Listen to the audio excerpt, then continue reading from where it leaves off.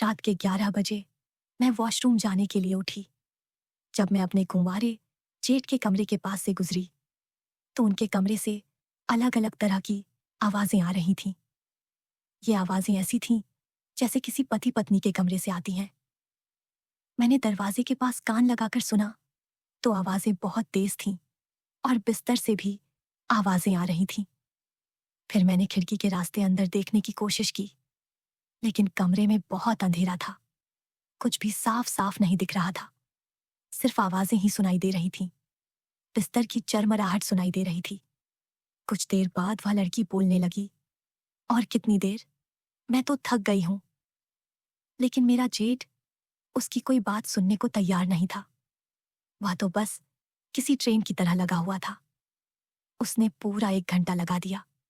मैं हैरान रह गई कि मेरा कुंवारा जेठ इतना ताकतवर है। फिर थोड़ी देर बाद वह पीछे हट गया। मैंने सोचा कि अब शायद वह लड़की बाहर आएगी, लेकिन वह नहीं आई। मेरा जेठ बोलने लगा, अभी तो पूरी रात बाकी है। वह लड़की कहने लगी, रब के वास्ते मुझे जाने दे, मैं कल फिर आ जाऊंगी। अब मुझ में ताकत नहीं बची। लेकिन उसने उसकी एक भी बात नहीं सुनी। थोड़ी देर बाद उस लड़की ने कमरे की लाइट ऑन कर दी। जब उसने लाइट ऑन की तो जो मैंने देखा, उसे देखकर मैं हैरान रह गई।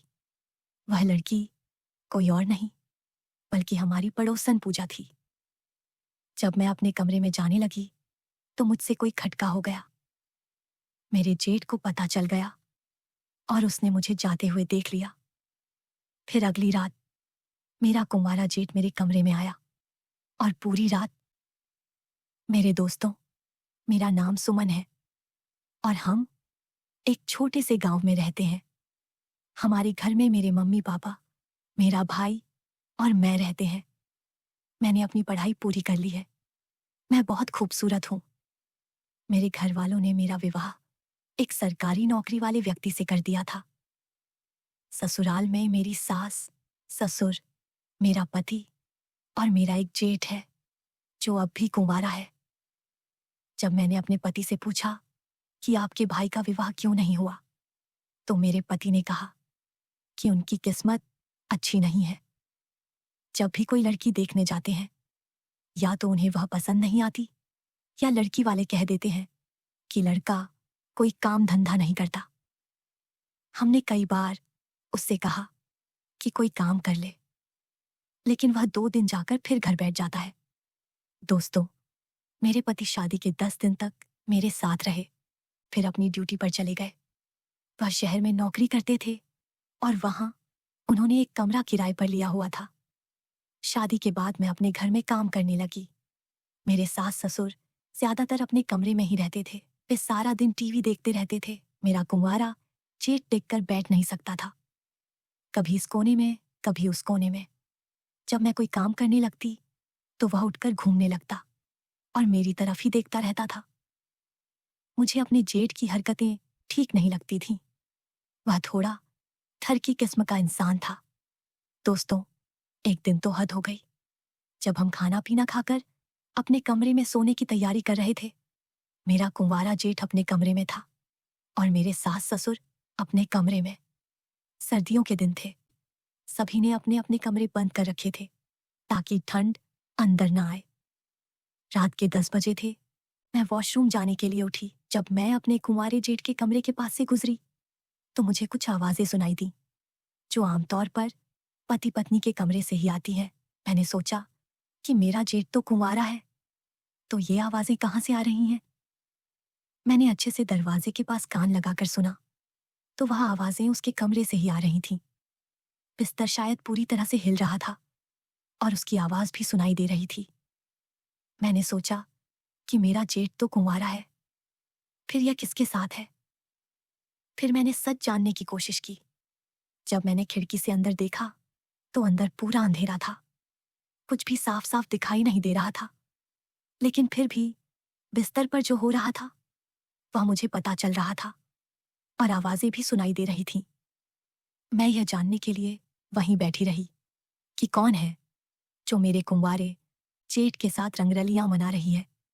दोस्तों, मुझे बैठे बैठे 30 मिनट हो गए। मेरा जेठ तो हटने का नाम ही नहीं ले रहा था। वह तो किसी मशीन की तरह लगा हुआ था और मैं उसकी आवाजें साफ साफ सुन रही थी। वह कह रही थी, मैं थक गई हूं, मुझे अब थोड़ा आराम करना है। लेकिन मेरा जेठ छोड़ने का नाम नहीं ले रहा था। वह उसकी कोई बात नहीं सुन रहा था। मुझे तो ऐसा लग रहा था कि वह उसे मार ही देगा, जिस तरह से वह लगा हुआ था। फिर जब 30 मिनट हो गए तो वह हटा और उस लड़की को थोड़ा सा साहस आया। वह कहने लगी, अब मैं कसम खाती हूं, अब मैं तेरे पास नहीं आऊंगी। तो इंसान है या राक्षस, हटने का नाम ही नहीं ले रहा था। क्या खाकर आया था? तो मेरा जेठ बोला, अभी तो पूरी रात बाकी है। दोस्तों, ऐसा तो एक बार हुआ था, अभी दूसरी बार फिर से शुरू होना था। मैंने सोचा कि इसका मतलब इसने इस लड़की को पूरी रात अपने पास रखने का इरादा कर लिया है। वह लड़की कह रही थी, प्लीज मुझे जाने दे, मुझ में अब और हिम्मत नहीं बची। मैं कल फिर आ जाऊंगी, लेकिन अब मुझे जाने दे। लेकिन मेरा कुंवारा जेठ फ्रिज से पानी निकाल कर लाया। जब वह बाहर आया तो मैं सीढ़ियों के नीचे छिप गई। उसने लड़की को पानी का गिलास दिया और उसने 2 गिलास पानी पिए। दोस्तों, मैं सोचने लगी कि मेरे पति तो 2-3 मिनट में ही खुश हो जाते हैं, लेकिन मेरा कुंवारा जेठ, जिसका अब भी विवाह भी नहीं हुआ था, पूरा आधा घंटा लगा हुआ था। मैं देखकर हैरान रह गई। कुछ देर बाद वह लड़की वॉशरूम जाने के लिए उठी तो उसने पहले कमरे की लाइट ऑन की। मैंने तब उसके चेहरे को अच्छे से देखा कि यह कौन है। जब मैंने उसका चेहरा देखा तो मैं हैरान रह गई। वह कोई और नहीं बल्कि हमारी पड़ोसन पूजा थी। तब मुझे समझ आया कि मेरे कुंवारी जेठ का चक्कर हमारी पड़ोसन के साथ ही चल रहा है। उसका भी अब भी विवाह नहीं हुआ था। वह भी करीब 25 साल की थी। मुझे लगा कि शायद मेरा जेठ विवाह इसलिए नहीं कर रहा क्योंकि उसका चक्कर पड़ोसन के साथ ही चल रहा था। दोस्तों, पूरे आधे घंटे बाद मेरा जेठ फिर से शुरू हो गया। मैंने फिर से कान लगाकर उसकी हलचल की आवाजें सुनना शुरू कर दिया। वह लड़की कह रही थी, आराम से, लेकिन मेरा जेठ उसकी एक भी बात नहीं सुन रहा था। जब मैं उसकी आवाजें सुन रही थी तो मेरे दिल में भी कुछ कुछ होने लगा। मेरे मन में भी अपने जेठ के प्रति भावनाएं जागने लगीं। मुझे लगा कि मेरा जेठ इतना ताकतवर है, क्यों ना मैं भी। जब मैं अपने कमरे की ओर जाने लगी तो थोड़ा सा खटका हो गया। मेरा जेठ तुरंत उठकर बाहर आ गया और उसने मुझे जाते हुए देख लिया। उसे समझ आ गया था कि भाभी ने हमें करते हुए देख लिया है। सुबह के 6 बजे मेरी नींद खुल गई।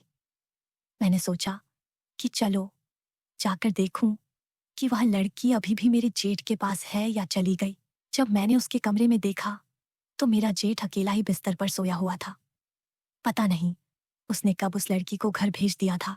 मेरा जेठ पूरे 10 बजे उठा और मैं रसोई में बर्तन धो रही थी। मेरा जेठ मेरे पास खड़ा था। मुझे पता ही नहीं चला कि वह कब रसोई में आ गया। उसने मुझे आवाज दी, भाभी। तो जब मैंने अचानक देखा तो मैं डर गई। वह कहने लगा, भाभी, रात को तुमने क्या देखा? मैंने कहा, मैंने तो कुछ भी नहीं देखा। वह बोला, भाभी, झूठ क्यों बोल रही हो? मैंने खुद तुम्हें मेरे कमरे के पास से जाते हुए देखा था और फिर जब तुम चली गईं तो खटका भी हुआ था। फिर मैं बाहर निकलकर देखा तो तुम अपने कमरे की ओर जा रही थी। तुम कह रही हो कि तुमने कुछ नहीं देखा। तुम झूठ क्यों बोल रही हो? फिर मैंने सिर झुका लिया और बर्तन साफ करने लगी। तो वह बोला, भाभी, मैं सही कह रहा हूं ना? तो मैंने कहा, हाँ, मैंने तुझे देखा था। उसने मेरी बांह पकड़ी और बोला, भाभी, अब तेरा क्या इरादा है? आज रात मैं तुझे खुश करूं और तू मुझे खुश कर दे। मैंने कहा, यह तुम क्या क्या कह रहे हो? तो वह कहने लगा, देख भाभी, भैया तो यहाँ नहीं है। उन्हें 2 महीने हो गए हैं घर से गए हुए और तेरा नया नया विवाह हुआ है। तू किस तरह रह रही है? यह मुझे ही पता है। क्यों ना मैं तुझे खुश करूं और तू मुझे खुश कर दे। तेरा कौन सा कुछ कम हो जाएगा? मैंने कहा, अगर तेरे भैया को पता चल गया तो? वह बोला, उसे पता नहीं चलेगा। वह कौन सा यहाँ आता है? मम्मी डैडी अपने कमरे में सोते हैं। एक बार जब मम्मी डैडी सो जाते हैं तो फिर सुबह ही उठते हैं। तू बता, तू मेरे कमरे में आएगी या मैं? मैंने कहा, तू मेरे कमरे में आ जा।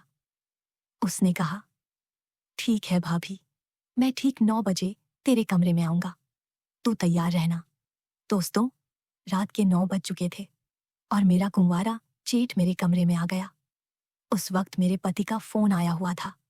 वह कह रहा था, तू मेरे साथ बात कर, मेरा बहुत मन कर रहा है तेरे साथ बात करने का। और मेरा जेठ मेरे पास आकर बिस्तर पर लेट गया। मैं तो अपने घरवाले के साथ बात कर रही थी और मेरा कुंवारा जेठ मुझे बार बार टच कर रहा था। फिर मैंने अपने घरवाले को कहा, अब मैं तुमसे कल बात करूंगी, अब मैं सोने जा रही हूं। तो उन्होंने कहा, चलो ठीक है, सुबह बात करेंगे। और मैंने उनका फोन काट दिया। सबसे पहले मैंने अपने जेठ से यह बात की, पहले तू मुझे यह बता कि तू खाता क्या है? उस रात मैंने तुझे देखा था, तू पूरे 30 से 35 मिनट तक पूजा के साथ लगा रहा। मैं हैरान रह गई थी। तो वह कहने लगा, भाभी, खाता तो मैं कुछ नहीं। मैंने कहा, देख, ऐसा ना हो कि कल तेरे भैया को सब कुछ पता चल जाए। सोच समझ कर कर, जो भी करना है। वह बोला, भाभी, तू टेंशन न ले, बस तू देखती जा। फिर मेरा कुंवारा जेठ शुरू हो गया और रुकने का नाम नहीं ले रहा था। जो काम मेरा पति नहीं कर पाया था, वह मेरा कुंवारा जेठ कर चुका था। आधे घंटे बाद जब वह हटा तो मैंने उससे पूछा, तेरी बात पूजा के साथ कब से चल रही है?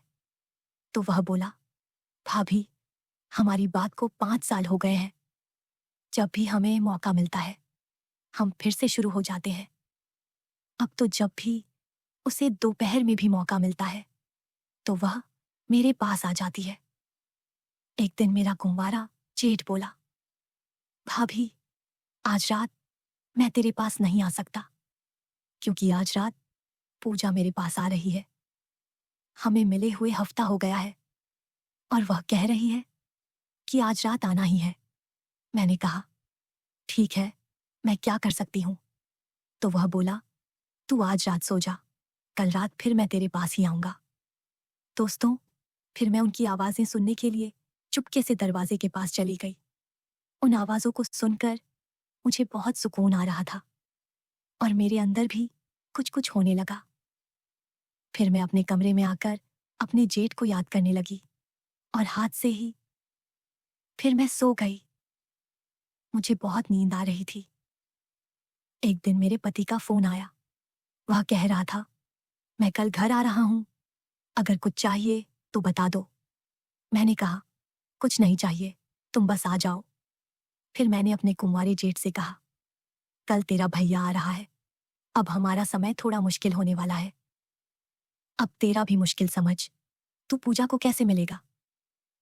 वह बोला, भाभी, तू यह सब छोड़ दे, यह सारी जिम्मेदारी मेरी है। दोस्तों, अगले दिन जब मेरा पति रात में मेरे साथ सोने लगा तो मैंने सोचा कि अगर उसे कुछ पता चल गया तो मेरी खैर नहीं। लेकिन शुक्र है, उसे कुछ भी पता नहीं चला। मेरा पति मुझसे बोला, पूनम, मेरी बात सुनो, अब तू अपने जेठ को विवाह के लिए मनाना है। क्या पता वह तेरी बात मान ले। मैंने कहा, मैं कोशिश जरूर करूंगी। वह बोला, मैं हफ्ते की छुट्टी लेकर आया हूं और इस हफ्ते के अंदर ही इसका रिश्ता तय करके जाना है। तू कल सुबह इसके साथ बात करके देख। मैंने कहा, ठीक है, मैं बात करूंगी। दोस्तों, फिर मैंने सुबह अपने कुंवारे जेठ से बात की तो वह बोला, भाभी, जैसा तुझे ठीक लगे। मैंने कहा, मैं रिश्तेदारों में तेरे लिए रिश्ता देखने की बात चलाऊंगी। यह ना हो कि तू कहे कि मैं विवाह नहीं करवाऊंगा। तो वह बोला, भाभी, जैसा तू कहेगी मैं वैसा ही करूंगा। मैंने कहा, ठीक है। फिर मैंने अपनी बुआ को फोन किया क्योंकि वह रिश्ते ढूंढने में माहिर थी। उन्होंने हमें एक लड़की के बारे में बताया और वह लड़की मेरे जेठ को भी पसंद आ गई। कुछ ही दिनों में हमने अपने जेठ का विवाह कर दिया। विवाह के अगले दिन मेरा पति अपने काम पर चला गया। पूरे 5 दिन मेरे जेठ को इंतजार करना पड़ा क्योंकि उसकी पत्नी बीमार थी। फिर 5 दिन बाद उसने अपनी पत्नी के साथ सुहाग रात मनाई। मैं फिर से चुपके से दरवाजे के पास खड़ी होकर सारी आवाजें सुनने लगी। ये आवाजें कुछ ज्यादा ही तेज थीं क्योंकि वह मेरे जेठ की पत्नी थी। थोड़ी देर बाद मैं अपने कमरे में जाकर सो गई। अब मेरा कुंवारा जेठ बहुत खुश रहने लगा था क्योंकि अब उसका विवाह हो चुका था। अब तो वह काम पर भी जाने लगा था और हम दोनों औरतें घर का सारा काम संभालती थीं। वह तो अपने पति के साथ रात को सो जाती थी, लेकिन मेरा समय बहुत मुश्किल से कटता था। मैं अकेली ही रहती थी क्योंकि मेरा पति तो काम पर होता था, लेकिन मुझे तो अब अपने जेठ की आदत पड़ गई थी। तो मेरा जेठ अभी भी छुप छुप कर मेरी हसरतें पूरी कर देता था। तो दोस्तों, आपको यह कहानी कैसी लगी? अगर वीडियो अच्छी लगी हो तो लाइक करें, शेयर करें। चैनल पर नए हैं तो सब्सक्राइब जरूर करें। धन्यवाद। को सो जाती थी, लेकिन मेरा समय